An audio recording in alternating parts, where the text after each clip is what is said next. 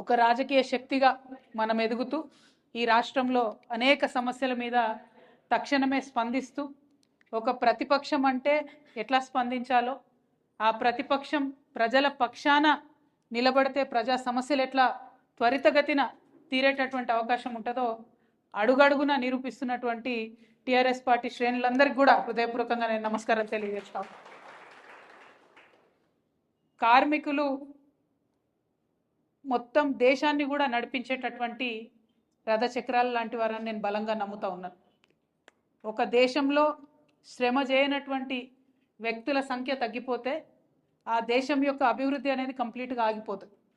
అట్లా అనేక దేశాలలో ఇప్పుడు ఎక్కడైతే వాళ్ళ పాపులేషన్ ఏజ్ ఓల్డ్ అయిపోయి పని చేయలేని పరిస్థితులలో ఉన్నారో, ఇదివరకు పెద్ద పెద్ద దేశాలుగా వెలుగొంది ప్రపంచాన్ని వెళ్ళినటువంటి దేశాలలో కూడా యువశక్తి లేకపోతే, శ్రమశక్తి లేకపోతే వెనుకబడిపోతూ ఉన్నారు అనేటటువంటిది వాస్తవం. వాళ్ళు ఇప్పుడు లేబర్ వీసాలు ఇచ్చి పిలిపించుకుంటున్నారు ప్రపంచంలో అన్ని దగ్గర నుంచి. రాండి అయినా ప్లీజ్ మా దగ్గర వచ్చి పనిచేయండి, మాకు శ్రమ చేసేటటువంటి యువ రక్తం లేదని పిలిపించుకుంటున్నారు. అదే మన దేశంలోనేమో అనేక మంది యువత ఉన్నారు, కానీ వారికి మనం వారు చదివినటువంటి చదువుకు తగ్గ జాబ్ ఇవ్వలేకపోతున్నాం, ఆ ఇచ్చినటువంటి జాబ్కి న్యాయం చేయలేకపోతాం. మరి అందుకే ఇది అత్యంత కీలకమైనటువంటి సమయం మన భారతదేశంలో. ఖచ్చితంగా లేబర్ యూనియన్స్ ఉండాల్సిందే, ట్రేడ్ యూనియన్స్ ఉండాల్సిందే. ఒక పక్క రాజకీయ దురంధరులు, పెద్ద పెద్ద పార్టీలు ఉన్న లేబర్ చట్టాలన్నీ కాలరాస్తున్నటువంటి సమయంలో మరింత బలంగా పిడికిలి బిగించాల్సిందే.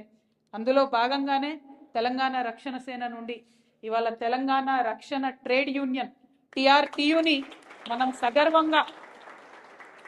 సగర్వంగా తెలంగాణ కార్మిక లోకానికి అంకితం చేస్తూ ఉన్నాం. ఎందుకు? నిజానికి ఒకసారి మనం మనుషులుగా ఆలోచిద్దాం. కార్మికులు ఇవన్నీ పక్కన పెట్టి ఎందుకోసం మాట్లాడాలి? ఎందుకోసం కార్మికుల గురించి పొలిటికల్ పార్టీస్ మాట్లాడాలి? ఏం అవసరం ఉన్నది? మామూలుగా ఒక మనిషిగా ఆలోచిస్తే పొద్దున 6కి లేచినాం అనుకుందాం, 7-7:30 వరకల్లా కుటుంబాన్ని వదిలేసి బయట పడతాం మనం. మళ్ళీ ఇంటికి వచ్చేసప్పటికి కనీసం 7:30 అవుతుంది, ఒక్కొక్కసారి 10 అవుతుంది. ఇక మనలాంటి వాళ్ళకైతే కొంతగా లీడర్షిప్ చేసే వాళ్ళకి 12 అవుతుంది. మళ్ళీ పొద్దుగాలు లేవాలి, ఆ 7:30 వరకు బయట పడ్డామంటే మళ్ళీ 12 అవుతుంది. అంటే ఒక మనిషి జీవితంలో ప్రతి రోజులో 24 గంటలు ఉంటే 18-19 గంటలు తన పనికే అంకితమై పనిచేస్తున్న సమయం ఇది. ప్రపంచమంతా కూడా అదే జరుగుతుంది.